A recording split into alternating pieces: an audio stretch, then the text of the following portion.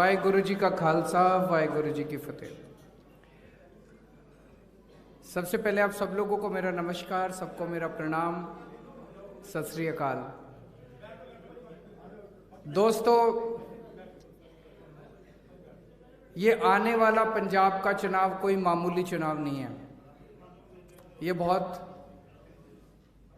महत्वपूर्ण चुनाव है, बहुत इंपॉर्टेंट चुनाव है।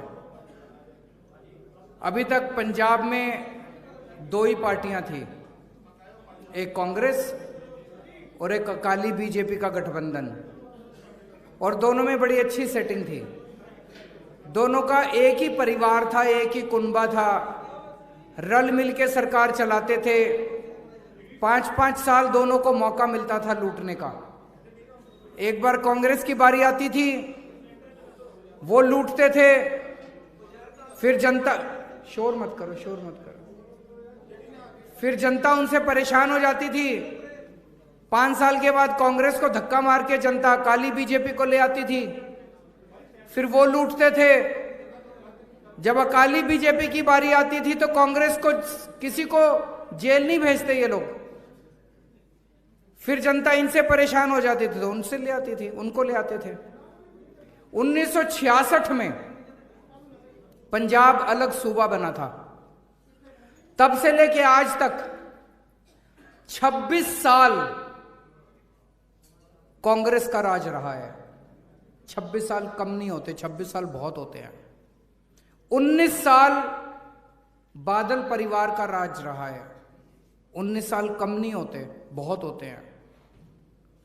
इन दोनों ने मिलकर पंजाब को रल मिलकर लूटा है। पंजाब के लोगों के पास अभी तक कोई विकल्प नहीं था।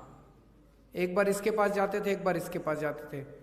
इस बार रब की कृपा से, वाहेगुरु जी की कृपा से, भगवान की कृपा से एक नई पार्टी आई है, आम आदमी पार्टी। ईमानदार पार्टी, कट्टर ईमानदार लोग हैं।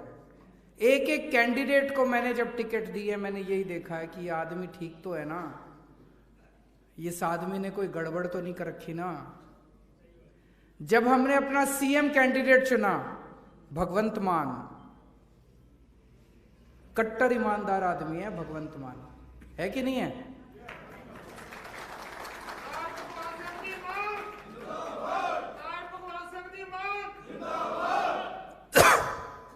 सात साल से एमपी है भगवंत मान, 7 साल से।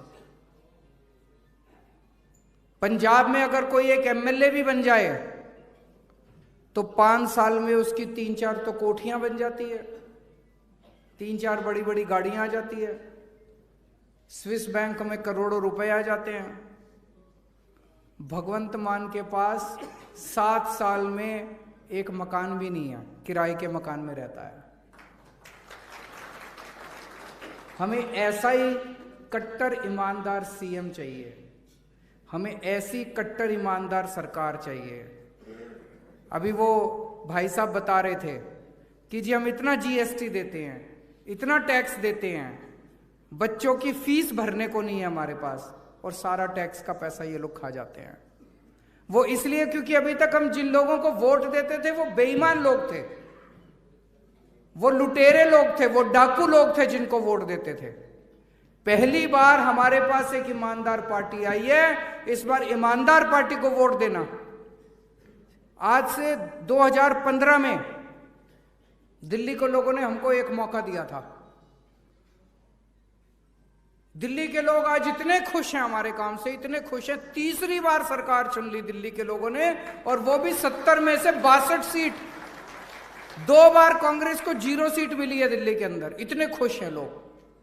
मैं तो आपको भी कहता हूं, वोट डालने के पहले हमको परख लेना, ये केजरीवाल जो कह रहा है ये ठीक कह रहा है कि गलत कह रहा है।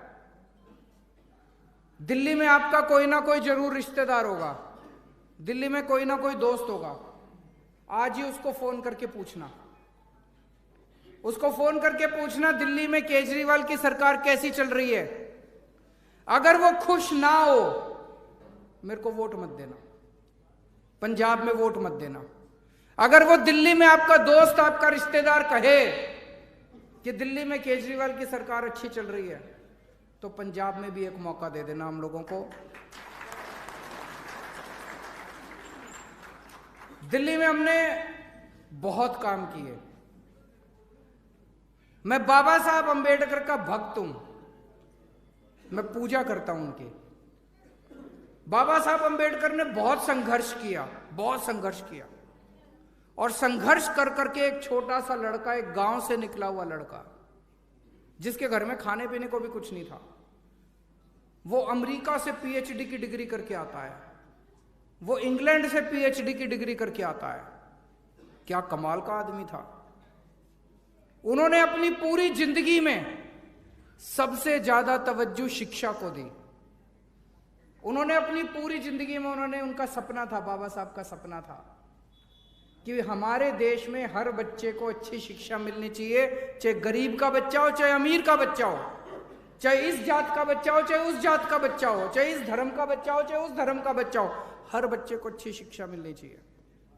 लेकिन आज 70 साल बाद भी बाबा साहब का सपना पूरा नहीं हो रहा। दिल्ली में हम लोगों ने बाबा साहब का सपना पूरा करना चालू किया है, उनका सपना पूरा होना शुरू हुआ है। दिल्ली में पहले सरकारी स्कूलों की हालत बहुत खराब थी, हमने दिल्ली के सारे सरकारी स्कूल शानदार बना दिए, इतने अच्छे बना दिए। अब सरकारी स्कूलों के अंदर एक ही बेंच पे बैठ के जज का बच्चा, डॉक्टर का बच्चा, अफसर का बच्चा और रिक्शे वाले का बच्चा एक ही बेंच पे बैठ के पढ़ते हैं। सरकारी स्कूलों के नतीजे, इस बार सरकारी स्कूलों के नतीजे इस साल 99.6% नतीजे आए हैं। 99.6%। भारत के इतिहास में कभी नहीं हुआ। तो बाबा साहब का सपना दिल्ली में हम पूरा कर रहे हैं, और अब पूरे देश में बाबा साहब का सपना पूरा करना है। हर बच्चे को अच्छी शिक्षा देनी है। पंजाब में भी हो सकता है, आपके वोट से हो सकता है, आपके वोट के कमाल से हो सकता है। दिल्ली में हमने सब लोगों के लिए सारा इलाज मुफ्त कर दिया। पहले सरकारी अस्पतालों की बहुत बुरी हालत थी, सरकारी अस्पतालों में दवाइयां नहीं मिलती थी, मशीनें खराब रहती थी। हमने सारे सरकारी अस्पताल शानदार बना दिए और सबका इलाज मुफ्त कर दिया। आपके बुखार है, अगर क्रोसिन की टेबलेट चाहिए वो भी मुफ्त है, और अगर आपको बहुत बड़ा ऑपरेशन कराना है, 60 लाख रुपए, 70 लाख रुपए, 80 लाख रुपए लगेंगे, वो भी मुफ्त है। सारा इलाज मुफ्त है सबका।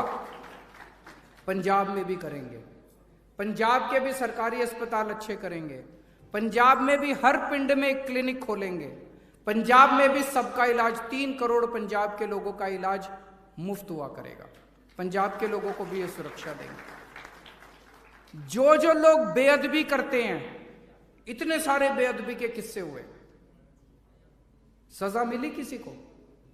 किसी को सजा नहीं मिली। क्यों नहीं मिली? क्योंकि जो मास्टरमाइंड है बेअदबी के, जो ऊपर बैठे हैं, जो उन बेअदबी करने वालों को भेजते हैं, उनको कोई नहीं पकड़ता। उनको क्यों नहीं पकड़ता? क्योंकि ऊपर ये सारे मिले हुए हैं, ये सारे मिले हुए हैं। अगर बरगाड़ी कांड जो हुआ था, उसको बरगाड़ी कांड करने वाले को सख्त सजा मिल जाती, उसके मास्टरमाइंड को सख्त सजा मिल जाती, तो अभी जो दरबार साहब के अंदर बेअदबी हुई है, किसी की हिम्मत नहीं होती दरबार साहब में दोबारा बेअदबी करने। इन बेअदबी करने वालों को सजा दिलवाएंगे, ऐसी सजा दिलवाएंगे, किसी भी धर्म के ग्रंथ की बेअदबी नहीं होनी चाहिए, चाहे हिंदू हो, चाहे मुसलमान हो, चाहे क्रिश्चियन हो, चाहे सिख हो, किसी भी धर्म के ग्रंथ की बेअदबी नहीं होनी चाहिए। ऐसी सजा दिलवाएंगे, दोबारा हिम्मत नहीं करेंगे ये लोग बेअदबी कर। आज खुलेआम नशा बिक रहा है। क्यों बिक रहा है नशा? क्योंकि नशा बेचने वालों के साथ सरकारें मिली हुई हैं, नौटंकी करते हैं। एक नौटंकी करके एफआईआर कर दी और चन्नी साहब खूब घूम रहे हैं, मैंने एफआईआर कर दी, मैंने एफआईआर कर दी। वो तो खुलेआम घूम रहा है, पकड़ा उसको? हिम्मत नहीं है इनकी पकड़ने की। ये सारे आपस में मिले हुए हैं। हमारी सरकार बनेगी तो ये जितना पूरा नेटवर्क है, सप्लायर जितने हैं, ये कोई एक दो नहीं है, कई 100 सप्लायर हैं पूरे पंजाब के अंदर। एक युद्ध स्तर के ऊपर इनको धरपकड़ की जाएगी, इनको सारों को पकड़ेंगे, और जो अपने बच्चे नशा कर रहे हैं, इन बच्चों के लिए खूब सारे रिहैबिलिटेशन सेंटर बनाएंगे ताकि इनको नशे से बाहर निकाला जा सके। लेकिन केवल नशे से बाहर निकालने से काम नहीं चलेगा, इन बच्चों के लिए रोजगार पैदा करने पड़ेंगे। अगर इनके लिए रोजगार पैदा नहीं करें तो ये दोबारा नशे में चले जाएंगे। आपको कोई ऐसा बच्चा मिला जो नौकरी भी करता है और नशा भी करता है? नौकरी करने वाले के पास तो टाइम ही नहीं होता नशा करने का। तो जब तक हम नौकरी नहीं दिलाएंगे अपने बच्चों को, जब तक रोजगार नहीं दिलाएंगे, तब तक नशा भी खत्म नहीं हो सकता। अपने जितने बच्चे कनाडा चले गए, अपने को ऐसा पंजाब बनाना है कि सारे बच्चों को अपने को कनाडा से वापस लेके आना है। अब कनाडा भेजना नहीं है बच्चों को, उनको सबको वापस लेके आना है। आज पंजाब बिजली बनाता है, लेकिन पंजाब बिजली बनाता है, लेकिन पंजाब के अंदर इतनी महंगी बिजली है। दिल्ली में हम बिजली नहीं बनाते, हम बाहर से खरीदते हैं, और फिर भी दिल्ली में बिजली मुफ्त है। क्यों? क्योंकि दिल्ली में ईमानदार सरकार है, अच्छी नीयत वाली सरकार है। दिल्ली में 24 घंटे बिजली मिलती है, पावर कट नहीं लगते, जैसे अभी किसान भाई ने बताया कि रात को 12 बजे 2 बजे उठना पड़ता है। दिल्ली में 24 घंटे बिजली मिलती है, फ्री बिजली मिलती है। पंजाब में भी करके दिखाएंगे, 24 घंटे बिजली मिलेगी, फ्री बिजली मिलेगी, पंजाब में भी मिलेगी, हो सकता है। हमने ऐलान करा हर महिला को 1000 रुपए देंगे। 18 साल से ऊपर की जितनी महिलाएं हैं सबको 1000 रुपए देंगे। ये सब लोग कहते हैं, ये मेरे पीछे पड़े हैं सारी पार्टियां। केजरीवाल तो सारा पैसा फ्री बांटता है, केजरीवाल तो सारा पैसा फ्री बांटता है। मैं पैसे घर नहीं ले जाता, मैं पैसे चोरी नहीं करता, मैं डाका नहीं डालता, मैं चोरी रोकता हूं, इनको चोरी नहीं करने देता। पैसा जो बच जाता है वो पैसा मैं जनता में बांट देता हूं। बताओ क्या गलत करता है? कहते केजरीवाल बिजली मुफ्त क्यों देता है? ये जितने मंत्री हैं इनको 4-4 हजार यूनिट बिजली मुफ्त मिलती है एक महीने में। 4000 यूनिट बिजली मुफ्त हर महीने। और अगर मैं कहूं जनता को 300 यूनिट बिजली मुफ्त देंगे तो इनको मिर्ची लगती है, इनको तकलीफ होती है। अगर 1000 रुपए हर महीने अपनी मां बहनों को देंगे तो इनको क्या तकलीफ है? मैं ऐसी कई बच्चियों को जानता हूं, 18-19 साल की बच्ची, उसके पिताजी के पास पैसा नहीं है, तो पिताजी बेटे को तो भेज देते हैं कॉलेज पढ़ने के लिए, लड़की को घर में काम पे लगा देते हैं, रसोई में लगा देते हैं। अगर उसको 1000 रुपए मिलेंगे तो वो भी जाके कॉलेज में पढ़ सकती है। पढ़ सकते है कि नहीं पढ़ सकते?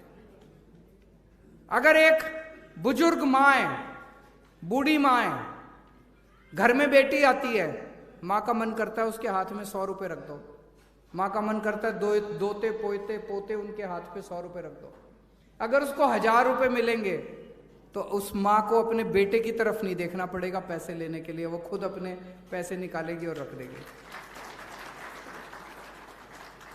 अपने को खेती ठीक करनी है, खेती में खूब सारे काम करने हैं, अपने को व्यापार ठीक करना है, रेड राज बंद करना है, इंस्पेक्टर राज बंद करना है, खूब व्यापार को बढ़ावा देना है।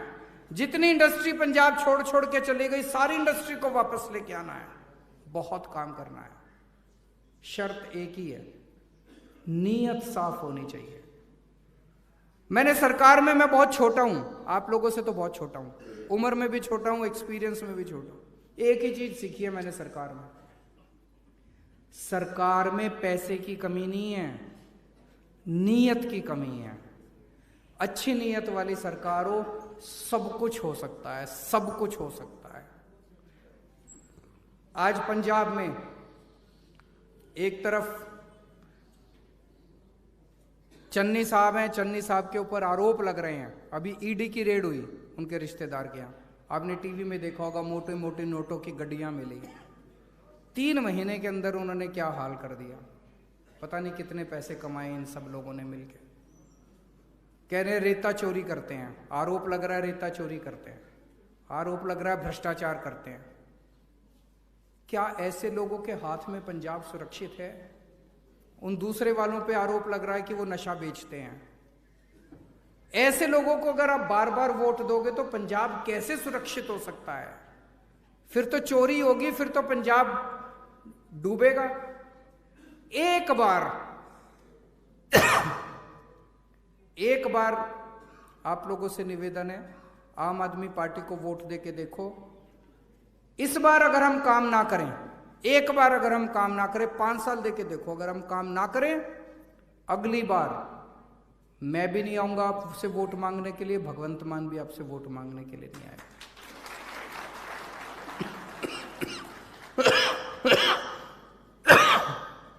कल मैं अमृतसर एयरपोर्ट पे उतरा, बाहर निकला तो एक पत्रकार ने पूछा, कहता है जी चन्नी साहब ने आज आपको गालियां दी हैं, बादल साहब आपको गाली दे रहे हैं। वो पत्रकार मेरे से कहते हैं ये सारे आपको ही क्यों गाली दे रहे हैं, ये एक दूसरे को गाली नहीं देते। चन्नी साहब कभी बादल साहब को गाली नहीं देते, बादल साहब कभी चन्नी साहब को गाली नहीं देते, ये सारे मिलके केवल मेरे को गाली देते हैं, जैसे मैंने पंजाब लूट लिया हो। मेरा क्या कसूर है? मैं आके यही तो कहता हूं आपके स्कूल अच्छे कर दूंगा, मैं कहता हूं मैं आपके स्कूल अच्छे कर दूंगा। चन्नी साहब कहते हैं गालियां देते हैं गंदी गाली। मैं कहता हूं मैं आपके अस्पताल अच्छे कर दूंगा, वो मेरे को गालियां देते हैं गंदी गंदी।